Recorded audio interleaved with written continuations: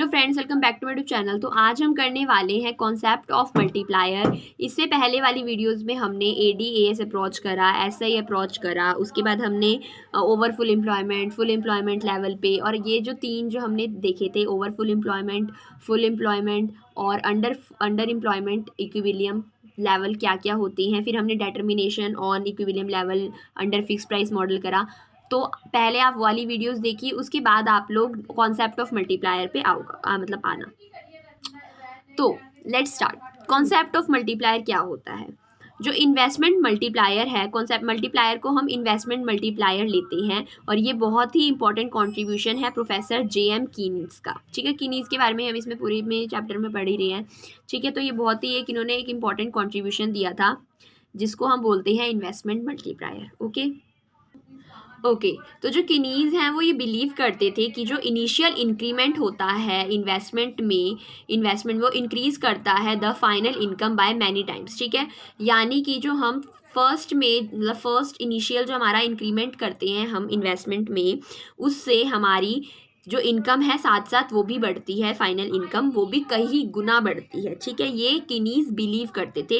तो मल्टीप्लायर के कॉन्सेप्ट में उन्होंने वही चीज़ समझाई है। सबसे पहले आपको एक चीज़ बहुत ध्यान में रखनी है कि मल्टीप्लायर को हम किससे डिनोट करते हैं? के से डिनोट करते हैं। ऑलवेज रिमेंबर कि हम मल्टीप्लायर को किससे डिनोट करते हैं बच्चों? के से डिनोट करते हैं। ठीक है, तो मल्टीप्लायर यानी कि K is the ratio of increase in national income, that is change in Y, change in income due to an increase in investment. ठीक है, यानी कि जो मल्टीप्लायर होता है वो रेशो होता है इंक्रीज इन नेशनल इनकम का due to increase in investment. मतलब इन्वेस्टमेंट में इंक्रीज आने की वजह से जो हमारी नेशनल इनकम है उसमें भी कितना इंक्रीज आया है, वही हमारा के बताता है। ठीक है, तो के का फॉर्मूला सिंपल सा हमारा क्या बन गया? चेंज इन इनकम अपॉन में चेंज इन इन्वेस्टमेंट। ठीक है जी, बहुत ही सिंपल फॉर्मूला होता है ये। K is equals to change in income upon में चेंज इन इन्वेस्टमेंट। ऑलवेज हमें ये चीज़ याद रखनी है कि मल्टीप्लायर का फॉर्मूला ये होता है। ठीक है, अब मल्टीप्लायर को फाइंड आउट करने के कुछ और फॉर्मूलेज भी अपने आप बनते हैं। ठीक है, वो भी हम अभी समझेंगे। ठीक है, इसके बाद मल्टीप्लायर और एमपीसी के बीच में क्या रिलेशन होता है वो देखते हैं। देखो, जो एमपीसी और मल्टीप्लायर है इनके बीच में डायरेक्ट रिलेशनशिप होता है। ठीक है, और जो वैल्यू होती है मल्टीप्लायर, मतलब जो there is a direct relationship between MPC and the value of multiplier. ठीक है, वैल्यू ऑफ मल्टीप्लायर और एमपीसी के बीच में क्या होता है? डायरेक्ट रिलेशनशिप होता है। देखो, अब हम इसको एक बार अच्छे से खोल के देखते हैं कि कैसे इन दोनों के बीच का रिलेशनशिप हम फाइंड आउट करते हैं। देखो, हमें पहले से ही पता है कि जो नेशनल इनकम होती है वो किसके इक्वल्स टू होती है? नेशनल इनकम ले लो, इनकम कुछ भी बोल सकते हो आप। ठीक है, इनकम को हम किससे डिनोट करते हैं? वाई से। वाई किसके इक्वल होता है? कंजप्शन प्लस इन्वेस्टमेंट के। राइट, वाई किसके इक्वल होता है? कंजप्शन प्लस इन्वेस्टमेंट के, हमें पता है, हमने पढ़ा था।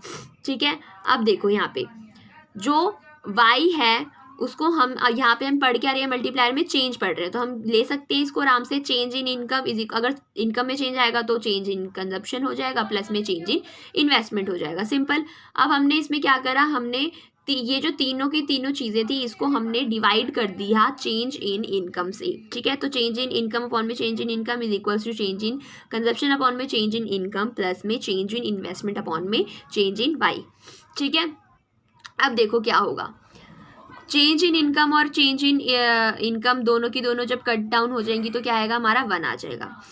चेंज इन कंजप्शन अपॉन में चेंज इन इनकम क्या होता है? एमपीसी होता है। ठीक है, प्लस का प्लस वैसे ही रहने दिया, और आई और चेंज इन इन्वेस्टमेंट अपॉन में चेंज इन इनकम जैसा कोई फॉर्मूला होता नहीं है, मतलब। लेकिन हमने अभी अभी क्या पढ़ा था कि मल्टीप्लायर का फॉर्मूला होता है, के का फॉर्मूला क्या होता है? चेंज इन वाई अपॉन में चेंज इन इन्वेस्टमेंट। तो यहाँ पे उल्टा दे रखा है वही चीज़। तो हम क्या करेंगे? इसको y बाय आई बाय वाई है। ठीक है, तो इसलिए हमने इसको क्या लिख दिया? 1 बाय के कर दिया। ठीक है, क्योंकि ये क्या है? उल्टा दे रखा है, तो इसलिए के नीचे आ जाएगा हमारा। ठीक है, अब इसके बाद क्या होएगा? इसके बाद हमारा सिंपल सा निकल जाएगा। के को हम उस तरफ ले जाएंगे, इज इक्वल्स टू के लेफ्ट हैंड साइड ले जाएंगे। ठीक है, और राइट हैंड साइड पे हमारा आ जाएगा सिंपल सा 1 बाय 1 माइनस एमपीसी। तो एक हमारा के निकालने का फॉर्मूला क्या बन गया? 1 बाय 1 माइनस एमपीसी। ठीक है, और 1 माइनस MPC क्या होता है, MPS। तो दूसरा फॉर्मूला हमारा एक और बन गया MPS का कि K is equals to 1/MPS होता है।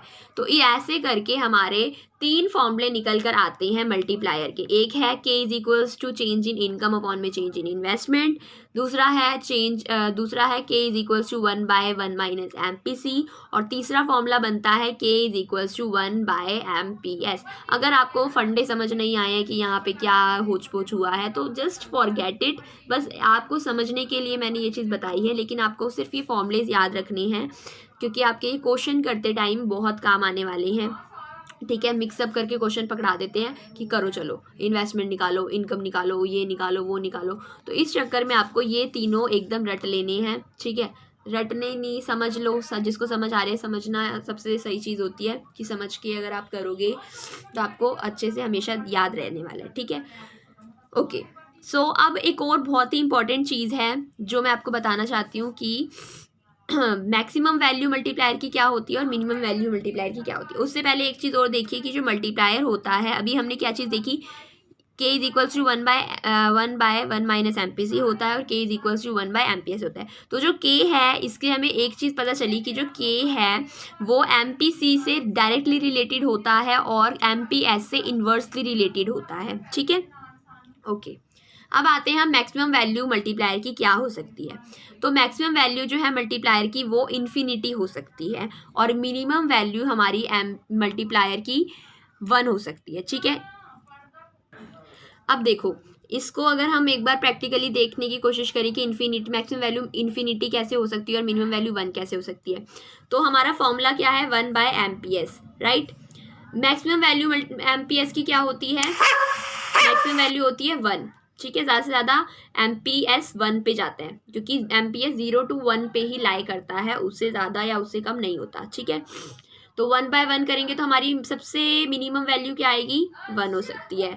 और मैक्सिमम वैल्यू कितनी हो सकती है, ज़्यादा से ज़्यादा हमारा MPS 0 जा सकता है। ठीक है, तो MPS की मिनिमम वैल्यू होती है 0, तो हमारे मल्टीप्लायर की मैक्सिमम वैल्यू क्या आ जाएगी, 0 से डिवाइड आप 1 कर नहीं सकते तो इन्फिनिटी पे जाएगा ये। ठीक है, तो ऐसे करके हमारा पता चलता है मैक्सिमम वैल्यू मल्टीप्लायर की इन्फिनिटी होती है और मिनिमम वैल्यू मल्टीप्लायर की 1 होती है। ये हमारा ट्रू फॉल्स में भी आ सकता है, असर्शन रीजन में भी। असर्शन रीजन के बड़े क्वेश्चन बनाते हैं लोग इकोनॉमिक्स वाले, तो असर्शन रीजन में भी पूछ सकते हैं कि क्या पता पूछ लें maximum value of multiplier is infinity, फिर उसमें रीज़न दे सकते हैं, तो कुछ भी कर सकते हैं ये लोग। तो आपको बस ये चीज़ें ध्यान में रखनी है। ठीक है, इसी के साथ हमारा ये चैप्टर कंप्लीट होता है।